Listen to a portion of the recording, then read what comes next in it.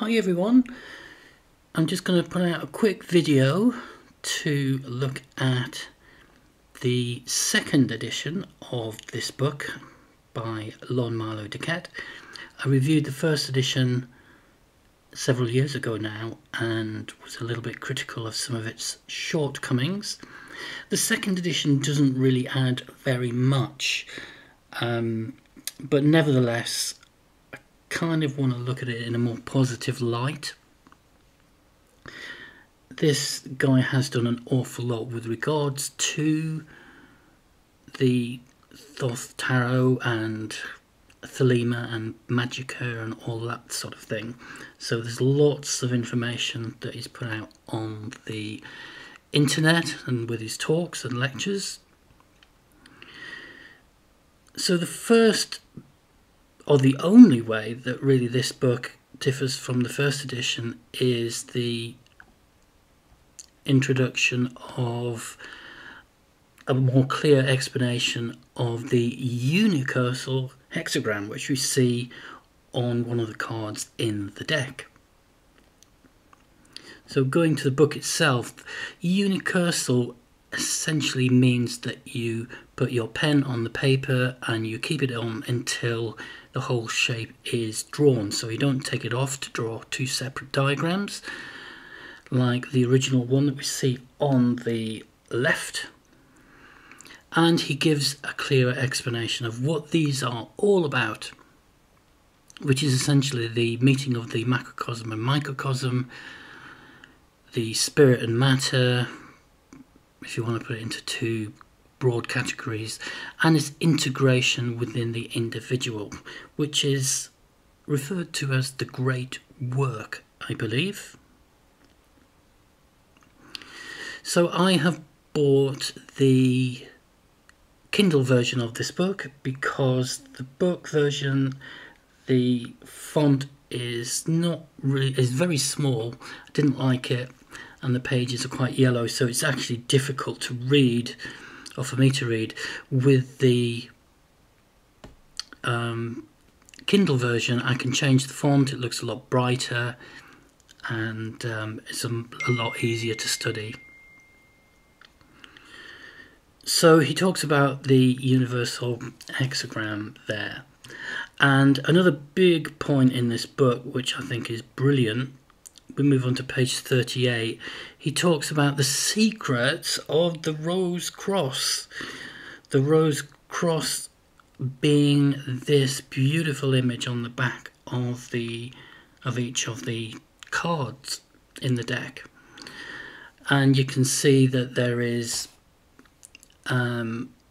he gives a full explanation of all the different layers of this cross, where you've got yellow here representing the swords, red for fire, blue for water, and this is supposed to be a greeny colour for the discs. So there's the four elements, and then you have like a central cross inside with four arrows pointing out, and you've got this central bit here. He does an absolutely wonderful job of explaining this, and if you've ever got a bit of time, he goes through it in great detail. The cross is actually an outfolded cube, and that's where the crucifix came from. It's all symbolic.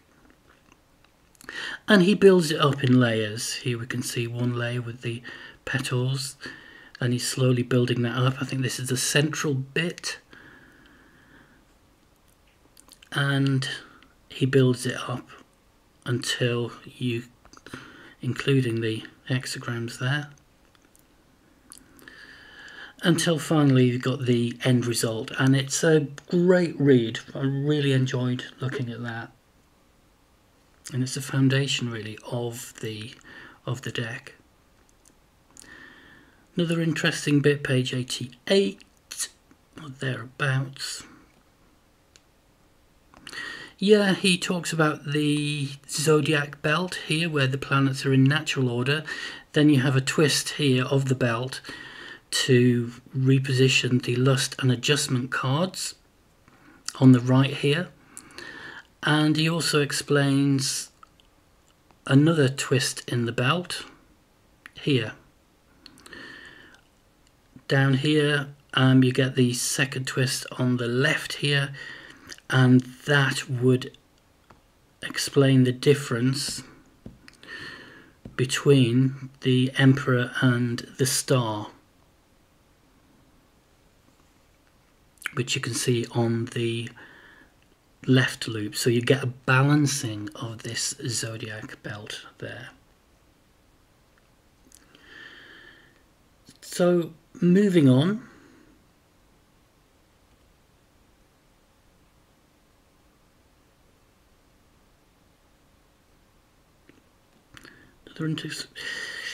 another bit that I liked about this book, here we've moved back into, or moved forward into the major arcana, and as you can see with this highlighted area here, he includes where Crowley has talked to Frida Harris, who actually did the artwork for his ideas. And it says, I should like hours of brain picking with you. I have 1,000 things I want to ask you. I shall never remember when I see you. So I just think it's lovely to have these little Aleister Crowley, January 28th, 1940. This interaction, this dynamic between the two of them as the cards were being created.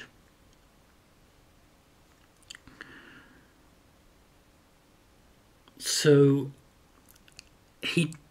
again, this book, one of my criticisms was it doesn't go into that much detail. For instance, you've got the lovers here, you've got some preliminary information, and then you've got about a page or so, and then it's onto the next card.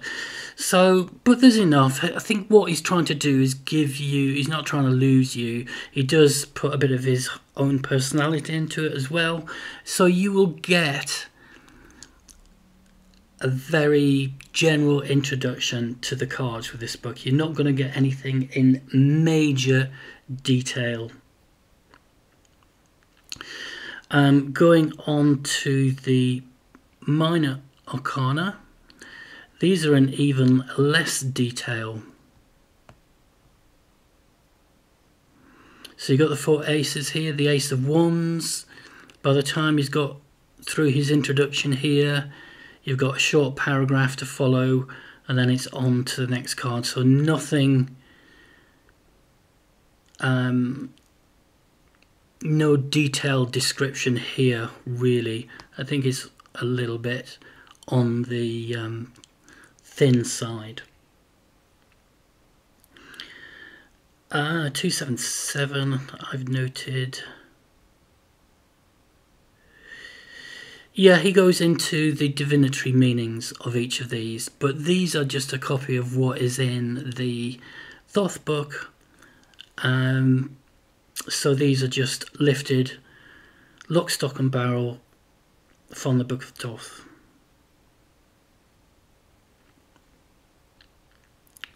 And at the end of the book, he goes through various different, page 290 we have, various different tarot terms, and this is very good. Like, he defines the Eon of Horus, a bit of the Kabbalah here, and the 3 veils of negative existence. So this kind of like glossary at the back is very useful if you are unsure of some of the terminology. So I guess, to finish, he does set out on page 7 little bits of things you should know. Aleister Crowley to Mr. Pearson, he says, it seems important that you should understand my motive. To me, this work on the tarot is an encyclopedia of all serious occult philosophy, a standard book of reference which will determine the entire course of mystical and magical thought for the next 2,000 years. My one anxiety is that it should be saved from danger of destruction by being reproduced in permanent form, and I believe that is still in London, and you can see the original prints. but I think you have to write to them to get a viewing on that. So the book overall does have its limitations, for sure. But he's kind of not wanting you to get lost in a whole load of philosophy. So I would recommend this book, especially on the background of the tarot, The Secrets of the Rose Cross, and obviously some things he's bound by secrecy with his philosophical order, so maybe there's some things he can't discuss anyway, even if he would like to. So I hope you've enjoyed that and it's given you some insights into it. As I say, it talks about Kabbalah, a little bit on the colour scales, on the Holy Guardian Angel, all of these which are relevant to the Book of Thoth.